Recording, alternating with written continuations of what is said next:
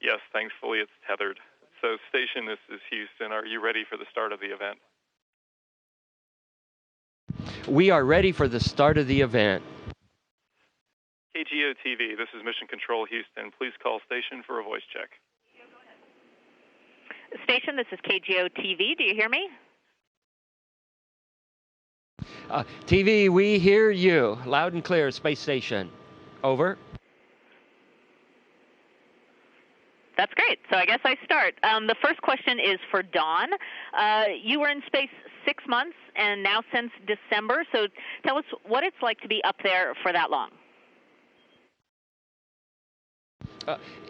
It's the difference between going on a sabbatical and going on a vacation. If you do a short space flight, like a shuttle space flight, you're up there for maybe 2 weeks on a mission. That's a long mission, and that's kind of like the same amount of time as what you take for a vacation. Even though there's a lot of work, it's not a vacation.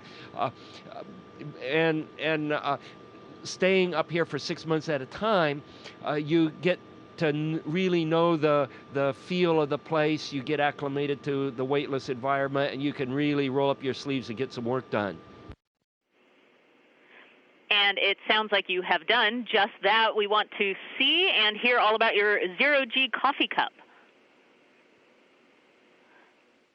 I just happen to have it available here, and I've already put a little tea in this one, and I'm going to hand it to Andre. And the key to these kinds of cups and weightlessness is to move slowly. And now I'm going to put a little tea in mine.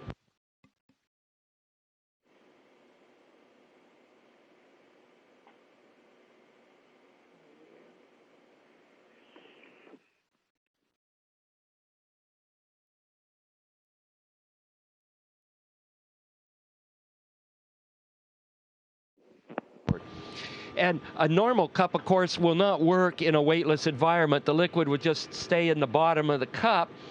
And then when you move the cup, the liquid would splash out and make a mess. But this cup, because of its shape, and it has a cross-section kind of like an airplane wing, and that acute angle makes a channel where capillary forces will move the fluid up that channel and just park it next to the lip.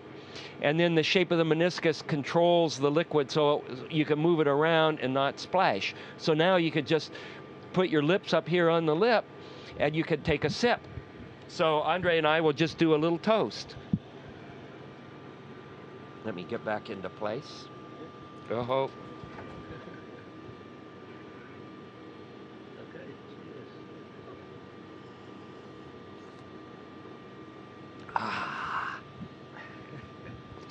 So these cups, even though you wouldn't drink out of these cups all the time, but we're up here for many holidays and other occasions, and it's kind of nice to be able to drink in a manner that's not unlike what human beings are used to drinking on Earth when we go into a weightless environment, where we don't have to suck all our fluids out from a bag through a straw. 10-4 on that. Next question's for Andre. So you, they say, dreamed of being an astronaut since you were a teenager, but you went to medical school? Why that? Well, actually, it has the same origin. I got some science fiction books from my grandmother, and in there were also some planets where they did a lot of biochemical research, very futuristic. So it had the same source as the dream to become an astronaut. And astronauts come from all disciplines. They're the technicians, the engineers, the pilots, medical doctors, scientists. So actually, it's not such a strange choice. And with that background, what have you learned, or what are you looking to learn about, like, the human body and how it can endure space missions and long space missions like this? Yeah, of course, the human body is not really made to be in this condition. We have to deal with several short-term issues, like a fluid shift, especially in the beginning of the flight, space motion sickness, and then later on we have problems with muscle loss and bone loss, and with radiation. And these are very challenging topics. How to deal with those? We are training a lot to keep the bone mass in order, and these are things that we can also use for people on ground. The population is growing older and older, so this might be very useful information. And I like to add a little bit to that. Life evolved on Earth with all kinds of changing environments. Temperatures changed, pressures changed, the chemical environment changed, acid, base, except gravity. Gravity has been held constant for billions of years, as if we have evolved in the tenderest of incubator. And now, by going into an orbital environment, we can reduce the magnitude of the local gravity by a factor of 1,000,000. And this gives an amazing laboratory environment to study life itself and how it operates. It's a new experimental knob to vary. And the fact that a complex organism like a human being can come here where we've changed an environmental factor by 1,000,000 and we can still basically operate, I find to be amazing. One more quick question for Andre, and then I want to ask you both about the mission to Mars. But, well, Andre, two things. One, can you pronounce your last name for me so I get that correct? And also, it sounds like you're going to be up there longer than expected. A little technical hiccup with your return. Yeah, first, my name is Kuipers, which in English would be Cooper. Well, it's indeed a bit longer. It's 6 weeks longer, but actually 3 weeks because we launched with a 3 weeks delay. And yeah, it's so special up here. I don't mind to stay a bit longer. Okay, and then you can each answer this, but it looks like because of budget cuts, the Obama administration is saying no to the mission to Mars for 2016 and 18. A lot of scientists are disappointed. How do you feel?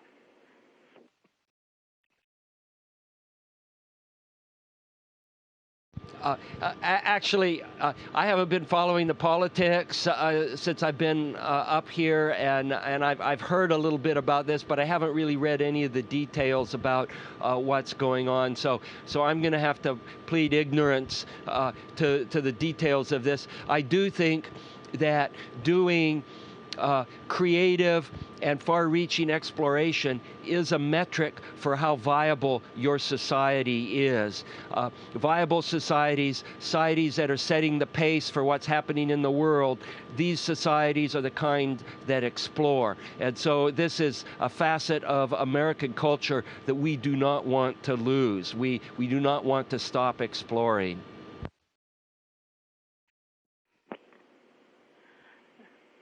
Andre, it's not your budget, I realize, but do you find exploration on Mars to be important?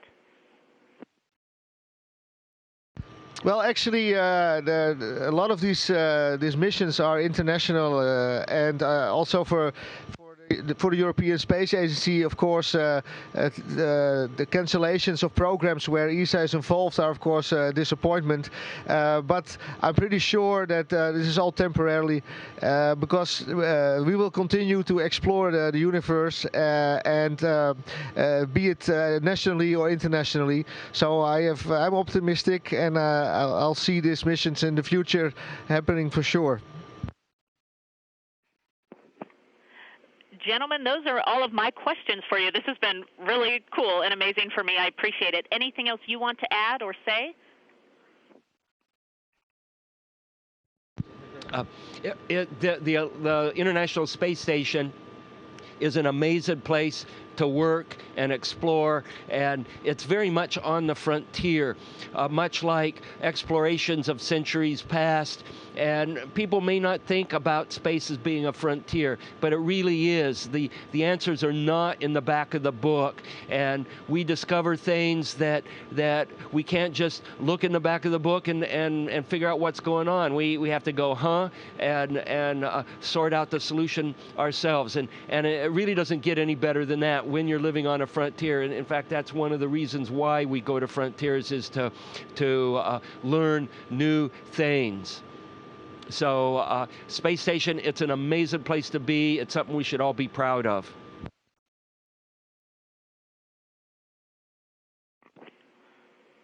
Last thoughts, Andre?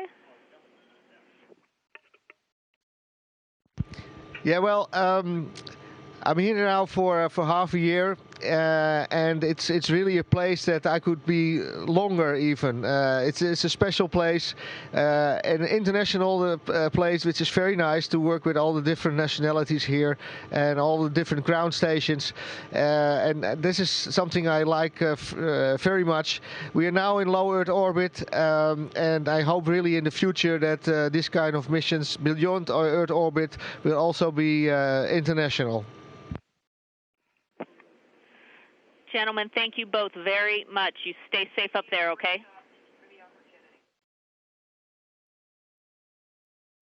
Station, this is Houston ACR. That concludes the KGO TV portion of the event. Please stand by for a voice check from ABC Radio Network. Hello, station. This is ABC Radio News in Washington, D.C. My name is Andy Field. Do you read me? ABC Radio in Washington, D.C. Andy, we read you loud and clear. Thank you, gentlemen. Thank you for taking time to talk with us. Reading about and watching what you do there is fascinating to many folks on Earth. And in the United States, many people don't realize the value of what you are doing there. Can you explain, Dr. Cowpers and Dr. Pettit, can you explain to folks here on Earth who are facing tremendous budget problems why it is what you're doing is so important to those of us here on Earth?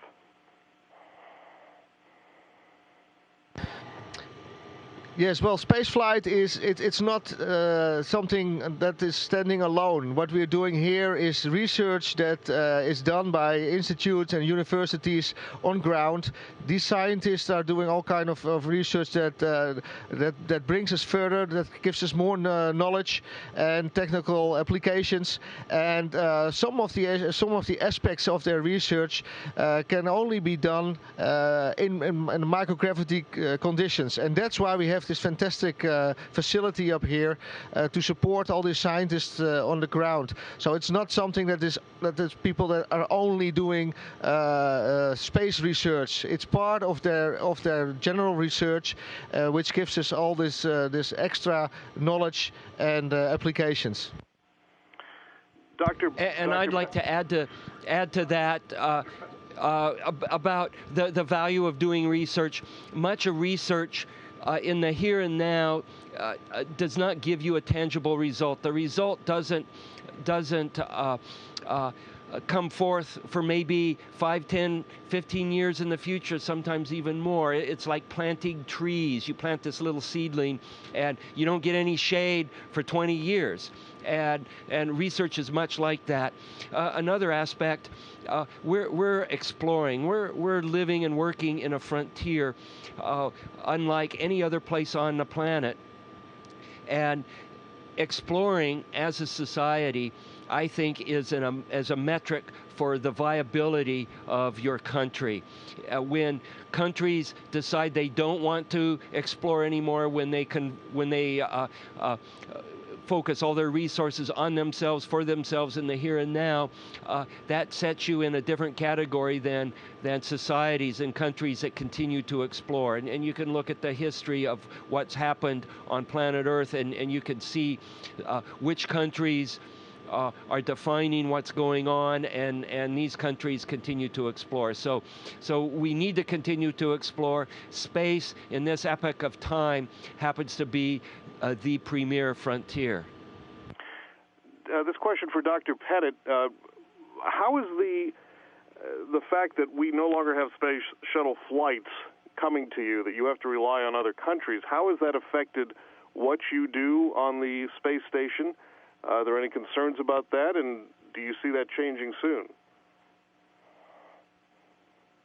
We're reliant on the Russian space vehicle Soyuz now to get crews up and down from space station. And so they are the ones that run that program, and they're the ones that when there's a technical issue, they have to be the ones that solve it. And so we stand by and wait for them to figure out what the issues are. So if you don't have your vehicle, then you can't call the shots anymore. It's sort of like if you have a colony across the ocean, but you don't have any ships, but you want to maintain the colony, you have to rely on those that have the ships. And we, as America, are in the process of making a new vehicle, which is a real good thing.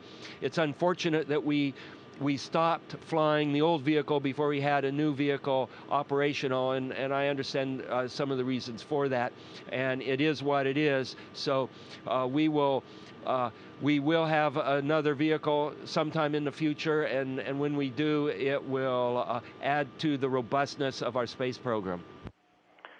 Gentlemen, for both of you, when we were all children in the 60s and 70s, we were just energized by the space program. Now you are doing this research, and some of it's extraordinary, but people don't know what it is, and NASA is a little more out of the public eye. How do you get that excitement back for students, for children, for people in this country, so that they buy into the exploration? Well, one thing, I don't think the excitement is gone, particularly when you talk to children. More children now want to be astronauts and President of the United States. And kids, in particularly, are really excited about space. So when I talk to kids anywhere from K through university level, they all want my job. And of course, I tell them you have to study math and engineering and science if you want to do my job. And you can still see that there are some bright eyes in the audience. So I don't think the enthusiasm for the younger generation has waned at all. One thing I will say, space station is a laboratory. We're doing science, and science in the process of being done is sort of boring. It's kind of like watching a writer sitting at his typewriter typing up his latest novel. It goes pretty slow, and you read a little bit over your shoulder, and you don't quite figure out what the story is, and it's kind of boring. However, when the novel gets written, then it can be exciting and captivate your attention. And science is a lot like that. In the process of doing things, like this morning, I was doing combustion experiments, and we were working on flames, and if you watch the video of that, it'd put you to sleep. But if you look at the science behind it, it's really, really exciting to look at what happens with combustion in a weightless environment. So when the story's told, it'll be exciting, but the process, it's boring. Well, can I follow up with that and ask you a question about the isolation of being on the space station? You are looking at this beautiful Earth every day out your window, and yet you can't touch it, and you have to wait months to get back to it. How do you deal with that? Well, actually, you're not so isolated. We are in constant contact with the ground, be it on the professional level, of course, with Houston and Huntsville and the other centers, but also on a private level, we can talk with our families. We can make our phone calls, and we even have video contact, so we can see the families once per week. So I don't feel isolated at all. I feel really connected to the planet, although I'm out of it. So I can easily switch my mind, and I can feel that I'm really outside the planet and in space, and the next moment I can feel very attached to the beautiful planet down below or above, depending on how I look out of the window. And Dr. Pettit, how do you deal with the isolation of being away from your family? Actually, I agree with Andre. We don't feel like we're isolated up here. We don't feel like there's any form of isolation, because we we're in constant contact with the ground. I send emails to my boys and my wife every day, and we have video conferences. We've got an internet telephone, and we can call whenever we have the right kind of KU band coverage. So I don't really feel isolated. I felt more isolated when I spent 2 months in Antarctica than I do here on the space station. And gentlemen, I've always wanted to ask this question of astronauts. What is it like to be weightless all the time? And can you show us how fun it is? Oh, being weightless is one of the enjoyable aspects of being up here. It's something that you can't do on the surface of Earth. Being weightless is just out of this world. Now, that's definitely something you cannot do on the planet here. Dr. Cowpers, how does it feel? It's really a pleasure to be weightless. And it makes your space station 4 times as big, because your eyes are the dominant factor. So whatever you look at, that's the ground. Meaning that if you want a change of scenery, you just take another place, and then you have a new space station. It's really nice. So what is next for the space program here? What is it that people here in the United States who are, again, dealing with the original question about budgets can get excited about and say, wow, this is something we're going to look forward to?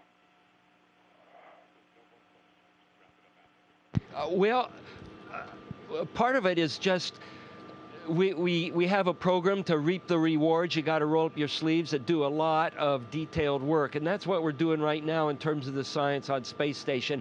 And the space program is not about entertainment. It's not really about wowing the public. The space program itself is about exploration. It's about advancing our knowledge, and sometimes this comes very slow. And like I said before, sometimes it can be a bit on the boring side. So I think the fundamental thing to plant in your mind is the space program is not about entertainment, and there are aspects about the space program that are entertaining. There are aspects about the space program that hold your interest, but the fundamental purpose is to do this detailed exploration, this detailed advancement of our knowledge, whether it's in low Earth orbit like we're doing now, or whether it's going back to the moon, or going to Mars, or doing a near-Earth object like an Earth-crossing asteroid.